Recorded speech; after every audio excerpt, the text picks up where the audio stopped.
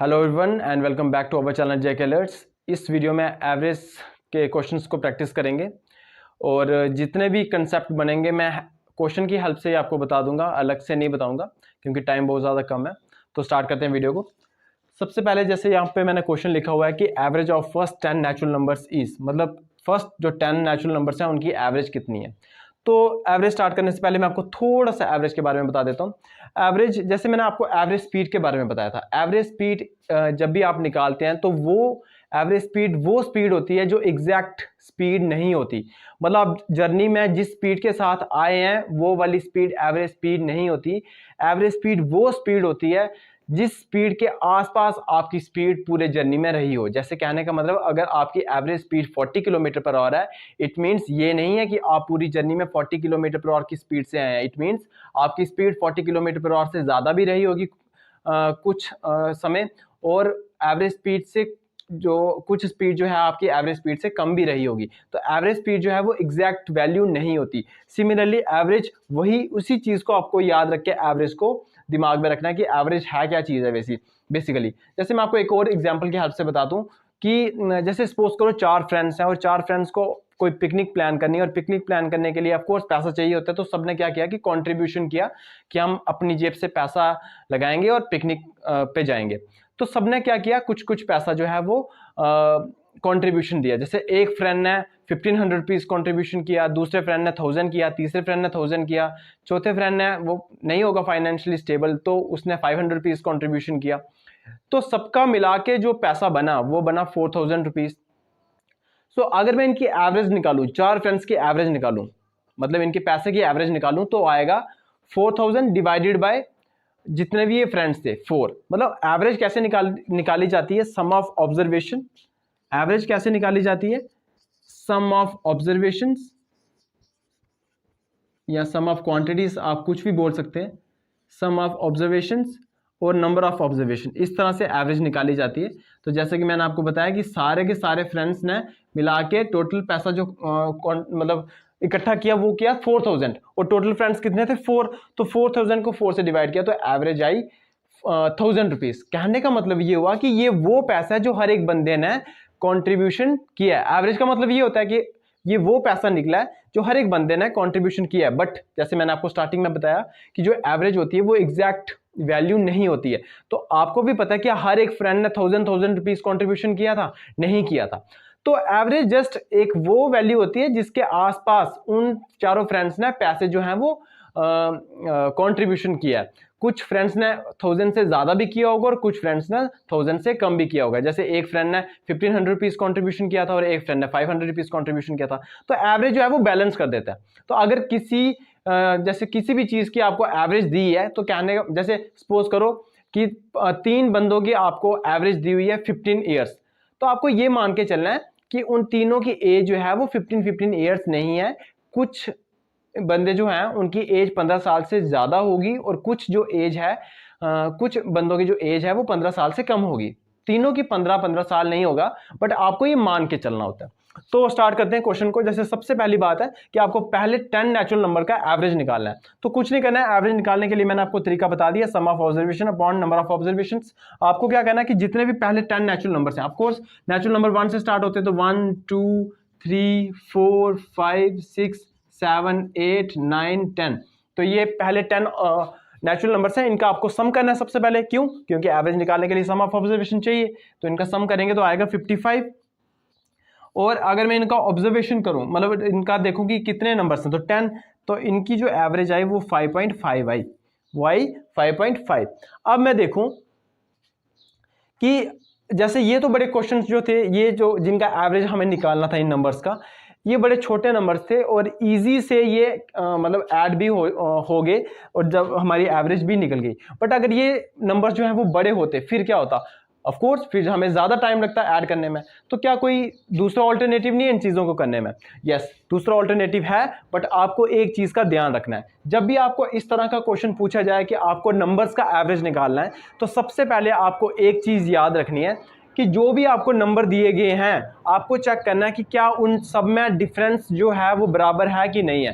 जैसे कहने का मतलब यहाँ पे जो नंबर दिए हुए थे 10 नेचुरल नंबर्स, तो आपने देखना कि हर एक नंबर के बीच में डिफरेंस बराबर है कि नहीं। जैसे आप देखोगे 2 और 1 के बीच में डिफरेंस 1 है, 3 और 2 के बीच में डिफरेंस 1 है, 4 और 3 के बीच में डिफरेंस 1 है, 5 और 4 के बीच में डिफरेंस 1 है, 9 और 10 के बीच में डिफरेंस 1 है। तो आप इजीली से देख सकते हो डिफरेंस बराबर है। और अगर डिफरेंस बराबर हो तो एवरेज कैसे निकाली जाती है?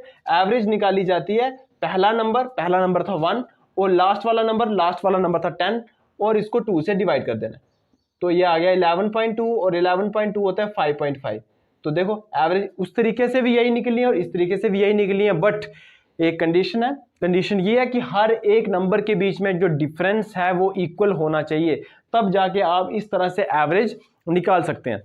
जैसे मैं आपको एक और तरीका बताता हूं, एवरेज निकालने के बड़े सारे तरीके होते हैं। जैसे मैं आपको बताता हूं कि मैंने नंबर लिए 12, 14, 16, 18 और 20, ये मैंने 5 नंबर लिए हैं, इनका मुझे एवरेज निकालना है। तो सबसे पहले जिसको ये चीज नहीं पता है वो क्या करेगा, इन सबको ऐड करेगा।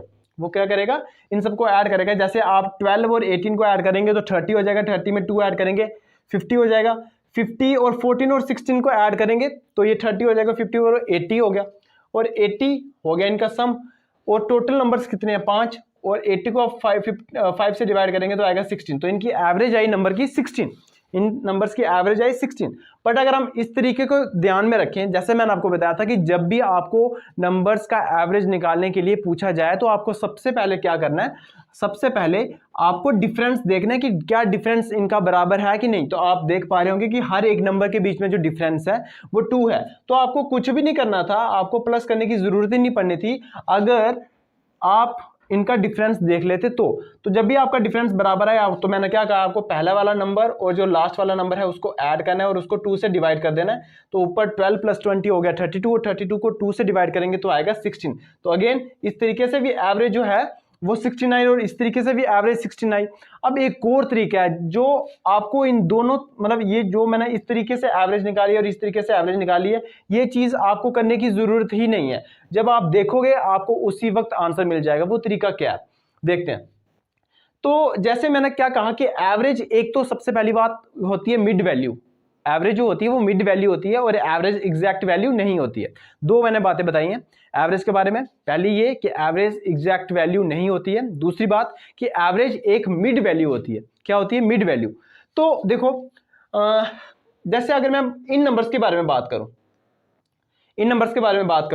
12, 14, 16, 18, 20, अगर इनका जो डिफरेंस है अगर बराबर है तो ये जो मैं बात बोलने वाला हूं ये तब भी एप्लीकेबल है जब इन सारे नंबर्स के बीच में डिफरेंस इक्वल होगा। तो जब भी डिफरेंस इक्वल होगा तो आपको ना इस तरीके से करना है ना इस तरीके से करना है, बट जानना जरूरी है इसलिए मैंने आपको बता दिया। आपको क्या करना है, जैसे कि मैंने आपको बताया एवरेज जो है वो मिड वैल्यू है, तो आपको इन सारे नंबर्स की मिड वैल्यू ढूंढनी है। जैसे ये देखो इसमें नंबर्स कितने हैं 1 2 3 4 5, तो mid value of course third वाली वैल्यू जो होगी मिड वैल्यू होगी। मिड वैल्यू पे जानने के लिए ये देखो कि इस नंबर से पहले कितने नंबर है 2 और इस नंबर से बाद में कितने नंबर हैं 2, इस मीन ये मिड वैल्यू है और जो मिड वैल्यू होती है वही एवरेज होती है। तो एवरेज जो है वो 16 आई, और इस केस में भी हमने देखा था कि एवरेज जो है वो 16 है। इस केस से भी हमने देखा था एवरेज 16 है और इस केस से भी देखा तो एवरेज 16 है। तो ये सबसे बेहतरीन तरीका है। सबसे पहले मैं रिपीट कर देता हूं दोबारा से, मैंने क्या बोला है कि आप एक एवरेज किस तरीके से निकाल सकते हो। या तो आप सारे की सारी ऑब्जर्वेशन जो आपको दिए गए हैं नंबर्स उनको आप ऐड कर लीजिए और जितने भी वो टोटल नंबर्स हैं उनको डिवाइड कर लीजिए तो आपकी एवरेज आ जाएगी। या आप क्या कर सकते हैं कि अगर उन नंबर्स के बीच में डिफरेंस इक्वल है तो आप क्या करें, पहले वाले नंबर और लास्ट वाले नंबर को ऐड कर लें और उसको 2 से डिवाइड कर लें। इस तरीके से भी एवरेज निकल सकती है। और सबसे बेहतरीन तरीका यह है कि आपको जो भी नंबर दिए गए हैं सबसे पहले आप देखिए कि क्या उनके बीच में डिफरेंस इक्वल है कि नहीं। अगर डिफरेंस बराबर है उनके बीच में तो आप क्या कीजिए कि उनमें मिडिल मोस्ट जो है वैल्यू है उसको ढूंढिए। क्यों? क्योंकि एवरेज जो होता है वो मिडिल वैल्यू ही होती है एक तरह की। तो आप मिडिल नंबर ढूंढिए। अगर आपको मिडिल नंबर मिल जाता है और वो आपको मिलेगा ऑड वाली सीरीज में, कहने का मतलब जिसमें ऑड नंबर ऑफ टर्म्स होंगी, जैसे कहने का मतलब इसमें इस सीरीज में कितने नंबर थे 1 2 3 4 5 और थे, तो उसमें तो आपको इजी से मिल जाएगा मिडिल मोस्ट टर्म। जैसे इसमें 16 थी तो जो मिडिल मोस्ट टर्म होगी वो ही आपकी एवरेज होगी। क्या ये वाला तरीका हम इसमें आजमा सकते हैं? ऑफ कोर्स आजमा सकते हैं। देखो सबसे पहले आपको यही देखना है कि क्या डिफरेंस बराबर है। यस, डिफरेंस बराबर है, सब में एक एक का डिफरेंस है। तो अब इसमें मिडिल टर्म कौन सी होगी? मिडिल टर्म तो देखो अगर मैं देखूं तो यहाँ से भी 4 टर्म्स उठा लूं और यहाँ से भी 4 टर्म्स उठा लूं, अगर मैं यहाँ से एक एक और भी उठाता हूं तो मिडिल कोई बचेगी नहीं। तो जब भी इवन नंबर वाली टर्म्स में आपको क्या करना है, जिस सीरीज में इवन नंबर ऑफ टर्म्स हो उसमें आपको सेंट्रल के 2 नंबर लेने हैं, सेंट्रल के 2 नंबर लेने हैं, जैसे 5 और 6। अब मुझे बताओ 5 और 6 की मिडिल टर्म कौन सी है, मिडिल वैल्यू कौन सी है, वो है 5.5, वो है 5.5 और 5.5 ही इसकी एवरेज होगी। इस तरीके से निकाल सकते हो। अगर ये तरीका नहीं समझ आया कि 5 और 6 के बीच में मिडिल वैल्यू क्या, तो आप ऐसे कर सकते हो, 5 में 6 से ऐड कर लो, 2 से डिवाइड कर लो, तो 11/2, 11/2 होता है 5.5। इस तरीके से भी कर सकते हो। तो आपको क्या करना है कि जिसमें भी देखो यहाँ पे जैसे इस सीरीज में हर एक नंबर के बीच में जो डिफरेंस था वो 1 था, तो जैसे 5 और 6 के बीच में आपको क्या करना था, ऑफ कोर्स 5 और 6 के बीच में भी डिफरेंस 1 था, तो 5 और 6 के बीच में मिडिल वाली वैल्यू कौन सी हुई, जो मिडिल वैल्यू कौन सी हुई जो 5 और 6 के बीच में, ऑफ कोर्स 5.5, तो 5.5 क्या कहलाएगी, एवरेज कहलाएगी। सबसे बेहतरीन तरीका है ये, और इस तरीके का अगर क्वेश्चन आएगा तो ऑफ कोर्स आप इसको अप्लाई कर पाओगे, बट आपको एक कंडीशन याद रखनी है कि नंबरों के बीच में डिफरेंस जो है वो बराबर होना चाहिए, अदरवाइज ये चीज वैलिड नहीं है। नेक्स्ट क्वेश्चन है, the average age of 3 boys is 15 years. कह रहे हैं 3 बॉयज की एवरेज 15 ईयर्स है, तो जैसे कि इनकी एवरेज दी हुई है 15 ईयर्स, मतलब आपको मान के चलना है कि हर एक जो बॉय है वो 15-15 साल का, बट ऐसा रियल में नहीं है, हर एक बॉय 15-15 साल का नहीं है, कुछ बॉयज होंगे, मतलब एक बॉय ऐसा हो सकता है जिसकी एज जो है वो 15 ईयर्स से ज़्यादा हो, और कुछ एक लड़का ऐसा भी हो सकता है जिसकी एज जो है 15 ईयर्स से कम हो। तो एवरेज का मतलब ये होता है, तो एवरेज बेसिकली लेवल कर देता है। और उनकी जो वो बॉयज हैं उनकी एज की जो रेशो दी हुई है वो 3:5:7 दी हुई है। तो आपको ये बताना कि जो यंगेस्ट बॉय है उसकी एज कितनी होगी। अगेन सबसे पहले आपको पता है कि एवरेज जो होता है वो होता है सम ऑफ क्वांटिटीज या sum of observation upon total, upon number of observation, total number of observation, है ना। तो आपको देखो कि 3 बॉयज का जो एवरेज दिया है वो 15 ईयर्स दिया है। एक बार मैं आपको निकाल के दिखा देता हूं, बट ये निकालने की जरूरत नहीं है, आपको सामने दिख रहा है कि अगर 3 बॉयज की एवरेज 15 है तो तीनों बॉयज का जो सम होगा एजिस का वो कितना होगा, 45, वो यहां से भी निकल जाएगा। तो सम ऑफ ऑब्जर्वेशन आपको निकालना है, मतलब सम ऑफ एज आपको निकालना है, क्योंकि यहाँ पे ऑब्जर्वेशन क्या है, बेसिकली एज है ना, 3 बॉयज की एज दिखाई गई है, तो यहाँ पे मैं सम ऑफ एजेस ही लिखूंगा ऑब्जर्वेशन जगह। और नंबर ऑफ ऑब्जर्वेशन कितनी है, मतलब नंबर ऑफ बॉयज कितने हैं, 3 है। तो यहाँ से मुझे पता चल गया कि 15 × 3 होता है 45। कहने का मतलब तीनों बॉयज की जो एज है उनका सम कितना है, 45 ईयर्स, उनका सम है 45 ईयर्स। तो इस तरह से तो मैंने आपको निकाल के दिखा दिया, बट ये निकालने की जरूरत नहीं है। जब भी आपको बोला हो कि 3 बॉयज की एवरेज है 15 ईयर्स, तो आपको क्या करना है, उनकी एज का टोटल मतलब उनका सम निकालने के लिए आपको क्या करना है, 15 को 3 से मल्टीप्लाई कर देना है, और आप जो भी रिजल्ट आएगा वो उन तीनों बॉयज की एज का सम होगा, एवरेज नहीं होगी, वो एज का सम होगा, और 45 जो है वो एज का सम आया। कहने का मतलब तीनों बॉयज की जो एज है उनका सम जो है वो 45 ईयर्स है। अब जैसे आप देखो कि इनकी एज की रेशो दी हुई है 3:5:7। कहने का मतलब रेशो के हिसाब से अगर मैं देखूं इन तीनों की एज का सम कितना होता है, तो आप 3 + 5 + 7 हो गया 15। तो मतलब रेशो के हिसाब से 15 साल है इनकी एज, रेशो के हिसाब से इनकी जो एज है वो 15 साल है, बट एक्चुअल में उनकी एज उनकी एज का जो सम है वो 45 ईयर्स है। आई रिपीट कि रेशो के हिसाब से इनकी एजिस का जो सम है वो 15 ईयर्स है। देखो रेशो के हिसाब से, क्योंकि आपको पता है रेशो भी जो है वो एग्जैक्ट वैल्यू नहीं होती, तो रेशो के हिसाब से इनकी एज का जो सम है वो 15 ईयर्स है, बट 15 ईयर्स एक्चुअल में नहीं है, एक्चुअल में है 45 ईयर्स। तो 15 की जो वैल्यू होगी वो 45 के बराबर हम रख सकते हैं। तो 15 की वैल्यू अगर 45 है तो 1 की वैल्यू कितनी होगी, 3। अब उसने पूछा क्या है, उसने पूछा जो सबसे यंगेस्ट है, तो रेशो से हम ये तो पता कर ही सकते हैं कि सबसे यंगेस्ट कौन सा है, तो वो है 3। ऑफ कोर्स 3 वाली जो वैल्यू है वो रिप्रेजेंट करिए सबसे छोटे वाले को, तो 1 की वैल्यू 3 है तो 3 की वैल्यू होगी 9 ईयर्स। तो जो सबसे यंगेस्ट होगा उसकी जो एज होगी वो 9 ईयर्स होगी। अगर आप दूसरे वाले की निकालना चाहो तो निकाल सकते हो। अगर 1 की वैल्यू 3 है तो 5 की वैल्यू कितनी होगी, 5 की वैल्यू 15 ईयर्स होगी। तो एक लड़के की एज 15 ईयर्स भी है, और 7 की निकालना चाहे तो 7 3 21, तो एक लड़के की एज 21 ईयर्स भी है। तो आप देख सकते हैं एवरेज एग्जैक्ट वैल्यू नहीं होती, एक लड़के की जो एज थी वो 9 ईयर्स थी, एक लड़के की एज जो थी वो 15 ईयर्स थी, और एक लड़के की जो एज थी वो 21 ईयर्स थी। तो एवरेज बेसिकली लेवल कर देता है सबको, बट इनका सम जो है वो सेम ही रहेगा। देखो इनका सम 9, 21, 30 और 45 ही रहना है। सम जो है वो मतलब इस तरीके से भी आप डायरेक्ट निकाल सकते हो, एवरेज को जस्ट मल्टीप्लाई करके जितने भी नंबर्स हैं, जैसे 3 बॉयज थे तो 15 को आपने 3 से मल्टीप्लाई किया 45 आया। तो एवरेज इस तरीके से निकलती है। मतलब ये मोस्ट इंपॉर्टेंट क्वेश्चन है, इस तरह का क्वेश्चन आपको मिल सकता है। मैं रिपीट कर देता हूँ एक बार दोबारा से कि जो 3 बॉयज हैं उनकी एवरेज दी हुई थी 15 ईयर्स। मतलब ये एग्जैक्ट वैल्यू नहीं होती, आपको मान के चलना है कि सबकी एज जो है वो 15-15 है। तो जब सबकी एज 15-15 है तो तीनों बॉयज की एजेस का सम होगा 45। तो बट रेशो के हिसाब से उनकी एजेस का सम दिया हुआ था 15, तो मतलब 15 की वैल्यू 45 होगी, 1 की वैल्यू 3 होगी। अब आप जिसका भी आपको पूछा गया आप इजीली से फाइंड आउट कर सकते हो। सो नेक्स्ट क्वेश्चन है, the average of 10 numbers is 23, if each number is increased by 4 what will be the new average. कह रहा है 10 नंबर्स हैं, उनकी एवरेज दी हुई है 23, और अगर मैं हर एक नंबर को 4 से इंक्रीज कर दूं तो बताओ जो न्यू एवरेज आएगी वो क्या आएगी। तो इस क्वेश्चन को मैं एक एग्जांपल से समझाता हूं। जैसे सपोज करो मेरे पास 5 नंबर्स हैं, 1, 2, 3, 4, 5। तो इसकी एवरेज कितनी होगी। जैसे मैंने पहले वाले क्वेश्चन में आपको बताया कि अगर हर एक नंबर के बीच में डिफरेंस बराबर हो तो आपको मिडिल मोस्ट वैल्यू देखनी होती है, जो मिडिल मोस्ट वैल्यू होती है वही एवरेज होती है। तो एवरेज कितनी हो गई 3। बट अब जैसे कह रहा है कि अगर मैं हर एक नंबर में 4 इंक्रीज कर दूं, क्या कर दूं 4 इंक्रीज कर दूं, तो अगर मैं 1 में 4 इंक्रीज कर देता हूं, 1 में मैं 4 इंक्रीज कर देता हूं, सॉरी 1 में मैं 4 इंक्रीज कर देता हूं तो 5 बन जाएगा, 2 में मैं 4 इंक्रीज कर देता हूं तो 6 बन जाएगा, 3 में मैं 4 इंक्रीज कर देता हूं तो 7 बन जाएगा, 4 में मैं 4 इंक्रीज कर देता हूं 8 बन जाएगा, 5 में मैं 4 इंक्रीज कर देता हूं तो 9 बन जाएगा। तो ये बन जाएगा न्यू सीरीज। इसकी एवरेज कितनी होगी, of course middle most value, क्योंकि सबका डिफरेंस जो है हर एक नंबर के बीच में वो 1 है, तो वो कितना होगा 7। तो आपने एक चीज नोटिस की, वो क्या थी कि जो पहले नंबर थे उनकी एवरेज थी 3, जो 1, 2, 3, 4, 5 मैंने नंबर लिए हुए हैं उनकी जो एवरेज है वो है 3।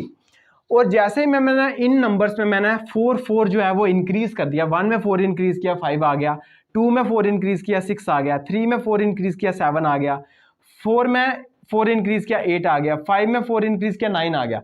इनकी जब मैंने एवरेज निकाली तो 7 आई। अब इनकी एवरेज आई 7। तो आपने एवरेज में देखा कि जैसे ही मैंने नंबर्स में कुछ ऐड किया, जैसे सपोज करो हर एक नंबर में मैंने 4 ऐड किया तो एवरेज में भी 4 ऐड हो गया। देखो पहले एवरेज थी 3 तो अब एवरेज हो गई 7। तो बिल्कुल ऐसा ही क्वेश्चन है ये। 10 नंबर्स हैं जिनकी एवरेज है 23। अगर मैं हर एक नंबर में 4 इंक्रीज कर रहा हूं तो न्यू एवरेज क्या होगी, तो न्यू एवरेज में भी 4 इंक्रीज होगा। अगर 10 नंबर में इंक्रीज हुआ है, जैसे इन नंबर्स में मैंने 4 इंक्रीज किया है तो एवरेज भी तो बढ़ी है, एवरेज भी तो 4 से ही बढ़ी है ना।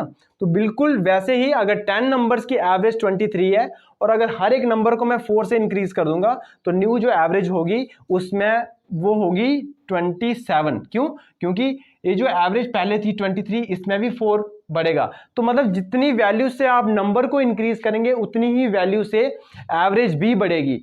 अगर आप हर एक, जैसे यहाँ पे तो हर एक नंबर को इंक्रीज किया गया, अगर बोला होता कि हर एक नंबर को डिक्रीज किया जाता 4 से तो एवरेज भी डिक्रीज होती। अगर बोला गया होता कि हर एक नंबर से मल्टीप्लाई किया गया, मतलब हर एक नंबर को मल्टीप्लाई किया गया किसी नंबर से, या 4 से मान लो आप कि हर एक नंबर को 4 से मल्टीप्लाई किया गया तो एवरेज भी 4 से मल्टीप्लाई होती है। ये बहुत ज्यादा इंपॉर्टेंट कंसेप्ट है, बहुत ज्यादा इंपॉर्टेंट कंसेप्ट। आई रिपीट कि अगर आपको कुछ नंबर्स की एवरेज दी गई है और अगर आपको बोला जा रहा है कि हर एक नंबर इंक्रीज किया गया है कुछ वैल्यू से, जैसे इस क्वेश्चन में 4 से इंक्रीज किया गया है तो एवरेज भी 4 से इंक्रीज होगी। तो क्वेश्चन ऐसा भी आ सकता है कि अगर हर एक नंबर को डिक्रीज किया गया 4 से तो एवरेज भी 4 से ही डिक्रीज होगी।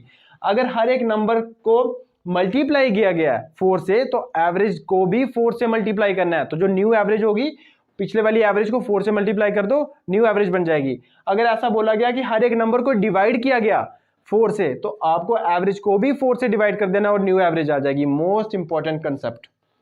नेक्स्ट क्वेश्चन है, the average weight of 8 persons increases by 2.5 kg। कह रहा है कि 8% का एवरेज वेट जो है वो 2.5 kg से बढ़ जाता है।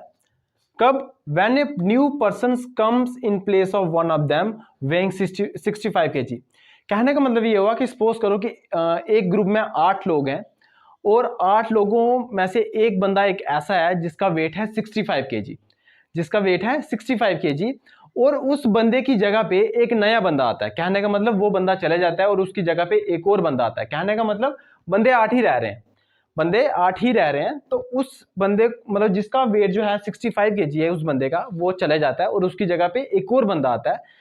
उसके आने से होता क्या है कि 8 बंदों की जो एवरेज है वो 2.5 से बढ़ जाती है। इसका मतलब ये हुआ कि जो बंदा गया है, जैसे 65 केजी वेट जिसका जो बंदा गया है, उसकी जगह पे जो बंदा आया हुआ है उसका वेट ज्यादा है 65 केजी से, तभी तो एवरेज एज जो है 8% की बढ़ गई है। मैं रिपीट कर देता हूं, ये बहुत ज्यादा इंपॉर्टेंट क्वेश्चन है और कंसेप्ट जो इसमें यूज हुआ है, बस आपको एक बार क्वेश्चन समझ आ गया है, ये एक लाइन में क्वेश्चन खत्म हो जाने वाला है। ध्यान से समझिए मैं क्या बोल रहा हूं, कि कह रहा है कि एक ग्रुप में 8 पर्सन हैं, 8 लोग हैं, उनमें से एक ऐसा बंदा है जिसकी वेट है 65 केजी। यहां पे दिया हुआ है एक बंदा जो है 65 केजी का उसमें, और एक बंदा जो जिसका वेट 65 केजी है उसकी जगह पे एक और नया बंदा आता है, मतलब वो चले जाते हैं 65 वाला और उसकी जगह पे एक नया बंदा आता है। उस नए बंदे आने की वजह से जो एवरेज वेट है 8% का वो 2.5 केजी से बढ़ जाता है। तो इससे ये इंडिकेट होता है कि जो बंदा आया है उसका वेट 65 केजी से ज्यादा है। सबसे पहली बात तो हम ये लिख लेंगे कि जो, अच्छा उसने पूछा क्या है कि न्यू पर्सन का वेट कितना होगा, ये तो पता चल गया कि उसका वेट जो होगा वो 65 से ज्यादा होगा। क्यों? क्योंकि एवरेज जो है 8% की वो बड़ी है, तो हमने लिख दिया कि उसका जो वेट होगा वो 65 में ज्यादा होगा। अब हमने निकालना है कि कितना ज्यादा होगा। जैसे हमने ये निकाल लिया कितना ज्यादा होगा, क्वेश्चन वहीं पे खत्म हो जाएगा। तो अब देखो कि 8% का एवरेज वेट 2.5 केजी से बड़ा है। जैसे कि मैंने पिछले क्वेश्चन में आपको बताया कि अगर हर एक नंबर में आप कुछ इंक्रीज करेंगे तो एवरेज भी उतने से ही इंक्रीज होगी।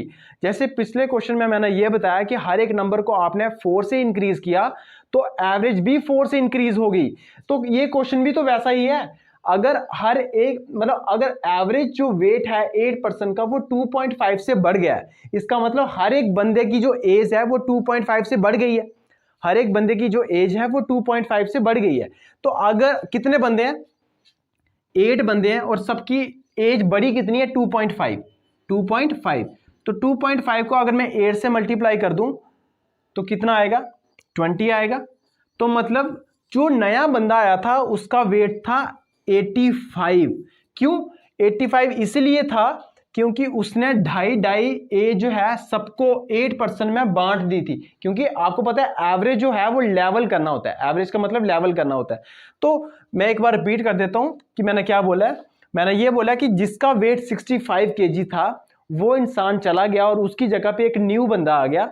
तो बताओ उस अच्छा न्यू बंदा आने की वजह से हुआ क्या बेसिकली कि 8% की जो एवरेज थी वो 2.5 केजी से बढ़ गई। तो यहां से हमें यह समझ आ गया कि जो न्यू पर्सन आया है उसकी जो वेट है वो 65 केजी से ज्यादा है। तो यहां पे मैंने लिख दिया कि उसका जो वेट होगा वो 65 केजी से ज्यादा होगा, प्लस इंडिकेट कि उसका वेट जो है वो ज्यादा होगा। बट अब मैंने निकाला कि वो कितना वेट उसका ज्यादा होगा। तो आपने देखा कि एवरेज वेट जो है 8% का 2.5 केजी से बढ़ा जब वो आया। तो कहने का मतलब 2.5 केजी 8 लोगों का बढ़ा। तो कितना बढ़ा, 2.5 को 8 से मल्टीप्लाई कर दिया, 20 बढ़ा।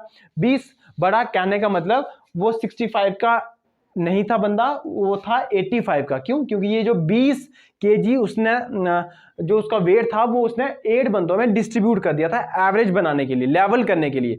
जैसे पहली वाली मैं जो एग्जांपल दी थी आपको कि जो 1500 रुपीज एक फ्रेंड ने कंट्रीब्यूशन किया था, उसने अपना 500 रुपीज उस वाले फ्रेंड को दिया था जिसने सिर्फ 500 रुपीज कॉन्ट्रीब्यूशन किया था, ताकि वो लेवल कर सके, एवरेज कर सके। वैसा ही ये बिल्कुल क्वेश्चन है कि 8% की जो एवरेज वेट है वो 2.5 केजी से बढ़ा। कहने का मतलब हर एक बंदे में 2.5 किसने दिया है, इसी बंदे ने दिया है। तो मतलब टोटल कितना दिया है, 8 बंदों को 20। तो इसका मतलब 65 तो उसके पास है, 20 जो उनसे ले लिया वो हो गया 85। और 85 केजी का जो ये बंदा था जो न्यू पर्सन था। मोस्ट इंपॉर्टेंट क्वेश्चन है ये भी। नेक्स्ट क्वेश्चन है, the average of 4 terms is 20 and the first term is 1/3 of the remaining terms, what will be the first term या what will be the first number। तो मान लो कि 4 numbers हैं, उनका एवरेज जो है वो 20 है। तो कहने का मतलब यहां से हम निकाल सकते हैं कि उन 4 नंबर्स का सम कितना होगा, 80। तो ऐसे मैं निकाल के भी दिखा देता हूं आपको, average equal to sum upon total numbers. तो एवरेज दिया आपको 20 और टोटल नंबर दिए 4, तो उनका सम जो होगा वो होगा 80।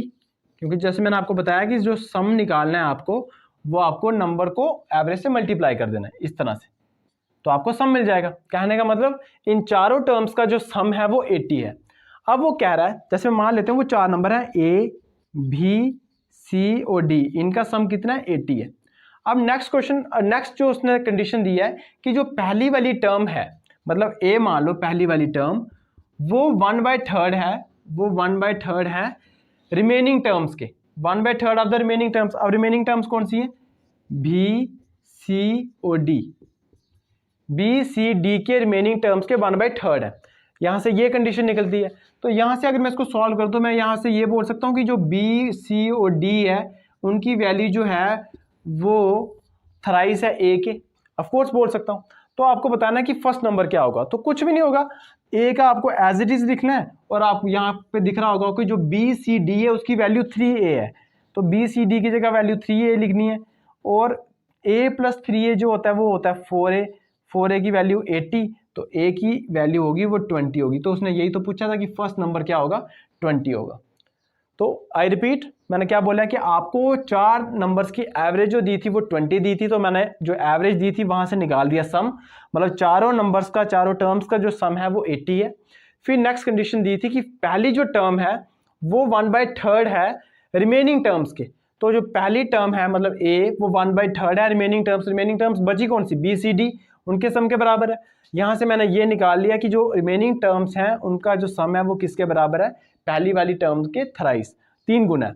तो यहां से मैंने इस कंडीशन को यूज किया कि जो 3 टर्म्स का सम है वो किसके इक्वल है, 3a के बराबर है। तो यहाँ पे मैंने बी, सी, डी की जगह पे 3a लिख दिया, a एज इट इज रखा और a प्लस 3a को प्लस किया तो 4a आया, 4a इज इक्वल टू 80 और a की वैल्यू आई 20, और ये इसका आंसर होगा। नेक्स्ट क्वेश्चन है, the average of 7 consecutive numbers is n। अगर 7 सबसे पहले कंसेक्यूटिव नंबर्स क्या होते हैं, मतलब लगातार नंबर, जैसे 2, 3, 4, 5, 6, ये कंसेक्यूटिव नंबर्स हो गए। अगर कंसेक्यूटिव इवन नंबर पूछा जाए तो 2, 4, 6, 8, 10। अगर कंसेक्यूटिव ऑड नंबर पूछा जाए तो 1, 3, 5, 7, 9, ये इस तरह के नंबर्स को कंसेक्यूटिव बोला जाता है। अगर इवन और ऑड ना बोला हो, कंसेक्यूटिव नंबर्स बोला हो, तो सीधा 1, 2, 3, 4, 5 ये होते हैं कंसेक्यूटिव नंबर्स। तो कोई भी 7 कंसेक्यूटिव नंबर्स हैं जिनकी एवरेज दी हुई है n, मतलब कोई नंबर में नहीं दी हुई है, जनरल फॉर्म में दी हुई है, एवरेज दी हुई है n, तो बताओ पूछ रहा है कि अगर 2 नंबर्स अगले वाले भी इंक्लूड कर दूं मैं, तो बताओ जो एवरेज होगी वो बढ़ेगी 2 से, या सेम रहेगी, या 1 से बढ़ेगी, या 3 से बढ़ेगी, ये क्वेश्चन पूछ रहा है। तो अगेन इस तरह के क्वेश्चन में आपको कुछ नहीं करना है, जैसे उसने बोला हुआ है कि 7 कंसेक्यूटिव नंबर्स हैं जिनकी एवरेज है n। जैसे मैं यहाँ पे 1, 2, 3, 4, 5, 6, 7 कंसेक्यूटिव नंबर्स लिख दिए मैंने यहाँ पे, और इनकी एवरेज दी हुई है n। वैसे उन्होंने बोला नहीं है कि वो जो 7 कंसेक्यूटिव नंबर्स हैं वो 1, 2, 3, 4, 5, 6, 7 है, ये उन्होंने कहीं भी मेंशन नहीं की है। ये जस्ट मैं अपने हिसाब से देख रहा हूँ कि अगर 7 कंसेक्यूटिव नंबर्स बोला है जिनकी एवरेज n है, तो मेरे हिसाब से ये 7 कंसेक्यूटिव नंबर्स हैं, इनकी एवरेज जो होगी वो मिडिल मोस्ट वैल्यू होगी, क्योंकि सब में जो डिफरेंस है वो 1 का है, तो इसकी जो एवरेज होगी वो 4 होगी।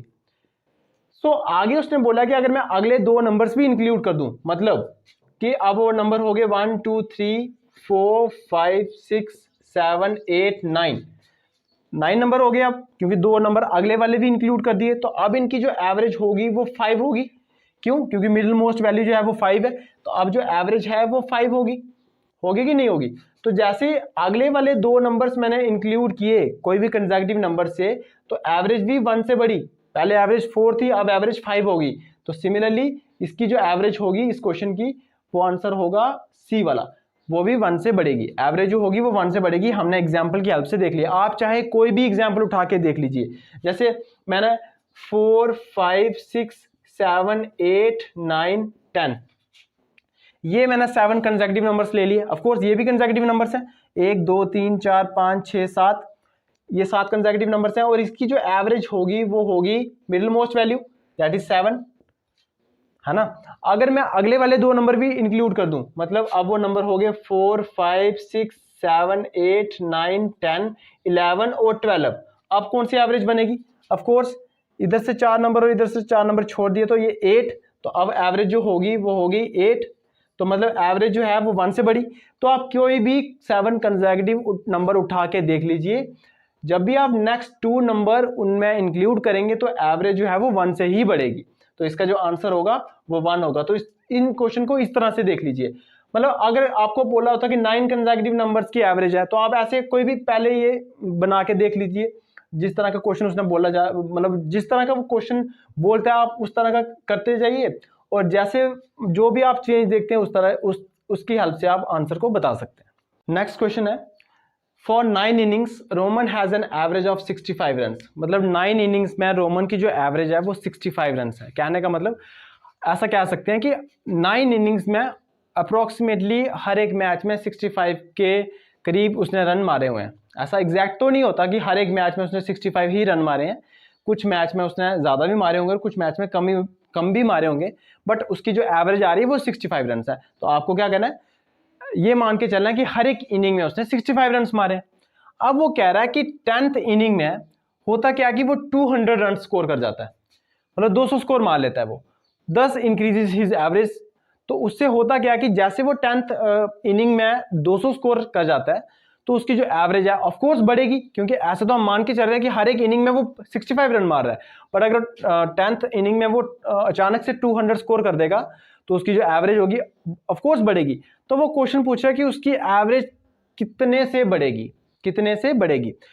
तो अगर मैं सोचूं कि हर एक मैच में उसकी जो एवरेज है वो 65 है, हर एक मैच में उसकी जो एवरेज है वो 65 है, तो अगर उसकी मैं एवरेज 65 ही रखना चाहता हूं तो मुझे 10th इनिंग में कितना स्कोर करना था, 65 ही। अगर मैं उसकी एवरेज को चेंज नहीं करना चाहता, उसकी एवरेज में 10th इनिंग में भी 65 ही रखना चाहता, तो उसने अगले वाले मैच में भी अगर 65 स्कोर किया होता तो उसकी 10 इनिंग्स में जो एवरेज होती वो 65 ही होती। बट उसने 65 स्कोर नहीं किया है, उसने स्कोर किया है 200, मतलब 135 ज्यादा किया है। मैंने 65 इसको दे दिया ताकि ये बराबर हो सके, और ये 135 जो है ये बेसिकली ये एवरेज को इंक्रीज कर रहे हैं, 65 इंक्रीज नहीं कर रहा है। क्यों? क्योंकि 10th इनिंग में अगर आपको एवरेज 65 रखनी थी तो मैंने क्या किया, 200 में से 65 जो है वो दे दिए 10th इनिंग को, है ना। तो हो गया 65। तो मतलब 10th इनिंग तक 65 एवरेज चलती आ रही है। बट आपको पता है कि उसने 65 स्कोर नहीं किया है, उसने 200 किया है, 135 स्कोर जो है वो ज्यादा किया है उसने। तो वो ये क्या करेगा, 135 10 इनिंग्स में इक्वल बांट देगा, जिससे क्या होगा, एवरेज जो है वो लेवल पे आ जाएगी। तो आप देखो कि 135 जो है अगर वो 10 इनिंग्स में इक्वल बांट देगा तो हर एक इनिंग में कितना स्कोर बढ़ेगा, 13.5, है ना। 13.5 बढ़ेगा तो एवरेज भी 13.5 से ही बढ़ेगी। और अगर पूछा था कि न्यू एवरेज कितनी आती, तो 65 में आप 13.5 ऐड कर देते तो न्यू एवरेज आ जाती। बट उसने न्यू एवरेज नहीं पूछा था, उसने पूछा था हिज एवरेज इंक्रीज्ड बाय, उसकी एवरेज कितने से इंक्रीज होनी थी, तो वो होनी थी 13.5 से। आई रिपीट, 9 इनिंग्स की रोमन की जो एवरेज स्कोर था वो 65 था, तो हमने ये मान के चलना है कि उसने हर एक इनिंग में 65 स्कोर जो है वो किया है। 10th इनिंग में होता क्या है बेसिकली कि वो 200 स्कोर कर जाता है। तो इससे होता क्या है कि ऑफ कोर्स उसकी एवरेज जो है वो बढ़ जाएगी, क्योंकि ऐसे तो हर एक इनिंग में वो 65 स्कोर कर रहा है, ऐसा हम मान के चल रहे हैं। बट अब अगले मैच में वो 200 स्कोर कर जाता है, इट मीन्स उसकी एवरेज बढ़ जाएगी। अब वो पूछ रहा है कि एवरेज कितने से बढ़ जाएगी, तो मैं ये बोलता हूं कि अगर उसका 10th इनिंग में भी जो स्कोर उसने किया होता वो 65 किया होता, तो इसकी जो एवरेज थी वो 65 ही रहनी थी। 10 इनिंग्स में जो एवरेज थी वो सेम रहनी थी, चेंज नहीं होनी थी। बट 200 स्कोर कर गया, मतलब 135 स्कोर ज्यादा कर गया। तो ये 135 स्कोर क्या करेगा, ऑफ कोर्स ये एवरेज को बढ़ाएगा। अब ये एवरेज को कितना बढ़ाएगा, आपको पता है कि ये 135 स्कोर 10 इनिंग्स में इक्वली डिस्ट्रीब्यूट होगा। है ना, इक्वली इक्वली डिस्ट्रीब्यूट होगा तो 135 10 इनिंग में इक्वली इक्वली अगर डिस्ट्रीब्यूट होगा तो हर एक इनिंग में 13.5 स्कोर बढ़ेगा। तो एवरेज भी 13.5 से ही बढ़ेगी। क्यों? क्योंकि अगर हर एक नंबर को आप किसी नंबर से इंक्रीज करते हैं तो एवरेज भी इंक्रीज होती है। तो अगर आपको न्यू एवरेज निकालनी होती है तो पहले जो एवरेज थी वो 65 थी, और अब एवरेज अगर हर एक नंबर अगर 13.5 से बढ़ रहा है तो एवरेज भी 13.5 से बढ़नी है। तो 65 में 13.5 ऐड कर देंगे तो जितना भी आएगा 78.5 वो न्यू एवरेज होनी है। मतलब अगर मैं न्यू एवरेज की बात करूं तो 65 से 78.5 हो जाती अगर मतलब न्यू एवरेज जो है वो 78.5 हो जाती 10th इनिंग के बाद। नेक्स्ट क्वेश्चन भी मैंने बिल्कुल सेम लिया है ताकि कंसेप्ट क्लियर हो जाए। कह रहा है कि 9 इनिंग्स में बोमन की जो एवरेज रन है वो 75 रन है। कहने का मतलब आपको ये मान के चलना है कि हर एक इनिंग में बोमन ने 75 रन बनाए हैं। बट 10th इनिंग में होता क्या है कि वो 100 रन जो है वो मार देता है, मतलब स्कोर कर देता है, जिसकी वजह से ऑफकोर्स उसकी एवरेज बढ़ जाएगी क्योंकि हर एक इनिंग में उसके जो पहले, अगर मैं पहले 9 इनिंग्स की बात करूं तो हर एक इनिंग में वो 75 रन बना रहा था एवरेज। बट अगर मैं 10th इनिंग की बात कर रहा हूं तो वो 100 स्कोर कर रहा है। इट मीन्स कुछ तो एवरेज में फर्क आएगा, और एवरेज में फर्क क्या आएगा कि वो बढ़ेगी। क्यों? क्योंकि वो 10th वाली इनिंग में ज्यादा स्कोर कर गया। तो बताओ उसकी न्यू एवरेज कितनी होगी? तो कुछ भी नहीं करना है। देखो अगर 10th इनिंग में भी वो 75 रन ही स्कोर करता, 75 रन ही स्कोर करता, तो उसकी जो एवरेज थी वो 75 ही रहने थी 10th इनिंग के बाद भी। बट उसने 75 स्कोर नहीं किया, उसने 100 स्कोर किया। कहने का मतलब 25 जो है वो ज्यादा किया, है ना। ये 25 स्कोर जो है ये ज्यादा किया। अब ये 25 जो स्कोर ज्यादा किया है उसने, ये क्या करेगा? ये अपने पास नहीं रखेगा। ये जितने भी इनिंग्स थी 10 इनिंग्स थी, ये 10 इनिंग्स में इक्वली डिस्ट्रीब्यूट कर देगा। तो 25 को 10 इनिंग्स में इक्वली डिस्ट्रीब्यूट करने का मतलब क्या हुआ कि हर एक इनिंग को 2.5 मिलेगा, है ना। हर एक इनिंग में 2.5 का इंक्रीज होगा। अगर हर एक इनिंग में 2.5 का इंक्रीज होगा, इट मींस एवरेज में भी 2.5 का इंक्रीज होगा। और एवरेज पहले 75 थी, अब उसमें भी 2.5 का इंक्रीज होने के बाद एवरेज हो जाएगी 77.5। तो ये सिंपल सा कंसेप्ट है। एक बार अगर आपको समझ आ गई, आप मतलब विद इन 2 सेकेंड्स इस क्वेश्चन को सॉल्व कर सकते हैं।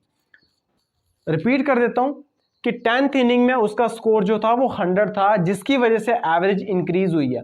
अगर वो पहले 9 इनिंग्स में अगर उसकी एवरेज 75 थी, अगर वो 10th वाली इनिंग में भी 75 स्कोर करता तो उसकी एवरेज में कोई भी चेंज नहीं आना था। बट 10th वाली इनिंग में उसने 100 स्कोर कर दिया। इट मीन्स उसने 25 रन जो है वो ज्यादा मार लिए। अब वो 25 जो रन्स हैं वो क्या करेगा? 10 इनिंग में इक्वली डिस्ट्रीब्यूट कर देगा ताकि उसकी एवरेज बढ़े। तो 25 को 10 में अगर इक्वली डिस्ट्रीब्यूट करेंगे तो डिवाइड कर देंगे, हर एक इनिंग में 2.5 का इंक्रीज होगा। और अगर हर एक इनिंग में 2.5 का इंक्रीज हो रहा है, इट मीन्स एवरेज में भी 2.5 का इंक्रीज होगा और एवरेज बन जाएगी 77.5। Most important concept.